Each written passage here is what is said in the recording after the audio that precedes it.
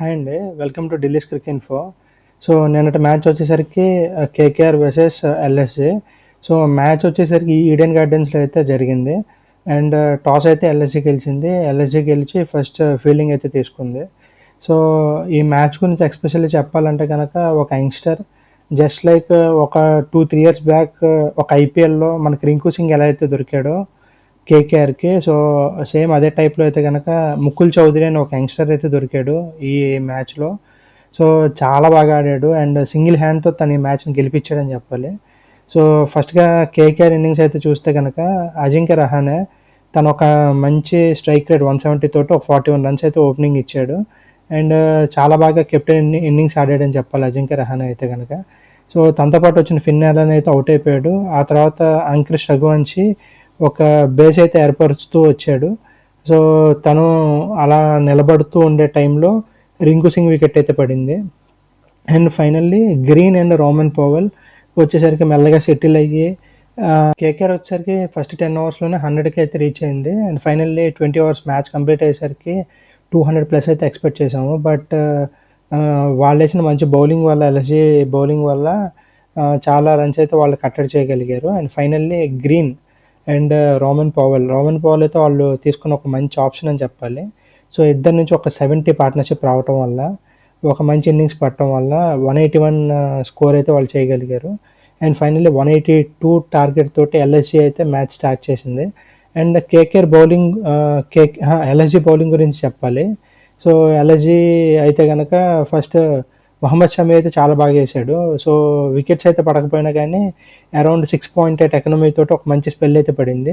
And మిగతా ఉన్న అందరూ కూడా ఒక ప్రిన్స్ యాదవ్ కావచ్చు, దిగ్వేష్ రాఠీ కావచ్చు, అండ్ ఆవేష్ ఖాన్ కావచ్చు, అండ్ నెక్స్ట్ కుర్రోడ్ సిద్ధార్థ్ కావచ్చు.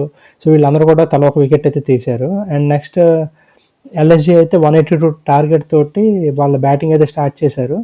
So as usual Mitchell Marsh అయితే పెద్ద ఫామ్లో లేడు. సో మార్క్రమ్ వచ్చేసరికి ఒక మంచి ఇన్నింగ్స్ అయితే, ఒక ఈజీ ఇన్నింగ్స్ అయితే స్టార్ట్ చేశాడు. సో ఇనీషియల్గా అడ్డం పెట్టుకోవడానికి ట్రై చేశాడు. అండ్ నెక్స్ట్ హిట్టింగ్ అయితే దిగాడు మార్క్రమ్.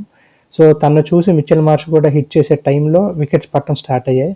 అండ్ తర్వాత వచ్చిన కెప్టెన్ పంత్ కూడా అవుట్ అయిపోయాడు. అండ్ తర్వాత Nicholas Pooran as usual flop అయిపోయాడు. అండ్ ఆయుష్ బదోని వచ్చేసరికి ఈ మ్యాచ్ ఎల్ఎస్జీ గెలవడానికి ఒక బేస్ అయితే క్రియేట్ చేశాడు. సో తను ఒక ప్రాపర్ స్టేబుల్ ఇన్నింగ్స్ ఆడుతూ వచ్చాడు ఒకవైపు. సో ఒక పార్ట్నర్షిప్ అయితే కన్స్ట్రక్ట్ చేయడానికి ట్రై చేస్తూ వచ్చాడు. సో మిడిల్ ఆర్డర్లో ఉన్న నికోలస్ పూరన్ అవుట్ అయిపోయాడు. తర్వాత సమర్థ్ అవుట్ అయిపోయాడు. ఆ తర్వాత ప్రిన్స్ వచ్చాడు.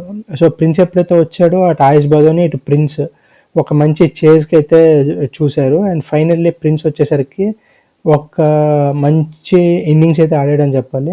అండ్ తను ఆడిన షాట్స్ అన్నీ కూడా టెక్నికల్గా ఆడాడు. అండ్ హెలికాప్టర్ షాట్స్ కంటే కూడా భయంకరమైన షాట్స్ అయితే ఆడాడు కొన్ని. సో ప్రిన్స్ వచ్చేసి మొత్తం 7 సిక్స్లతోటి 54 రన్స్ అయితే చేశాడు 200 స్ట్రైక్ రేట్ తోటి. అండ్ ఆయుష్ బదోని కూడా 54 అయితే చేశాడు. అండ్ తను అరౌండ్ 150 స్ట్రైక్ రేట్తో చేశాడు. సో ఇదనమాట యాక్చువల్లీ ప్రిన్స్ సేమ్ ఇలాంటి ఇన్నింగ్సే రింకు సింగ్ అయితే ఆడాడు. సో రింకు సింగ్ దాంతోనే ఇండియన్ టీంలోకి అయితే సెలెక్ట్ అయ్యాడు. సో ప్రిన్స్ కూడా అలాంటి మ్యాచ్ ఆడాడని చెప్పాలి.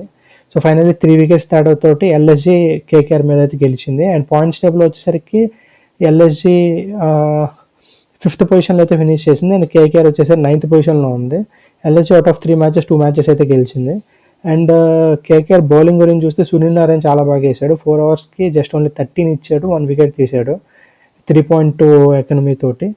అండ్ సో వైభవ్ అరోరా వచ్చేసి ఒక 2 వికెట్లు అయితే తీశాడు. అంకుల్ రాయ్ వచ్చేసి ఒక 2 వికెట్స్ అయితే తీశాడు.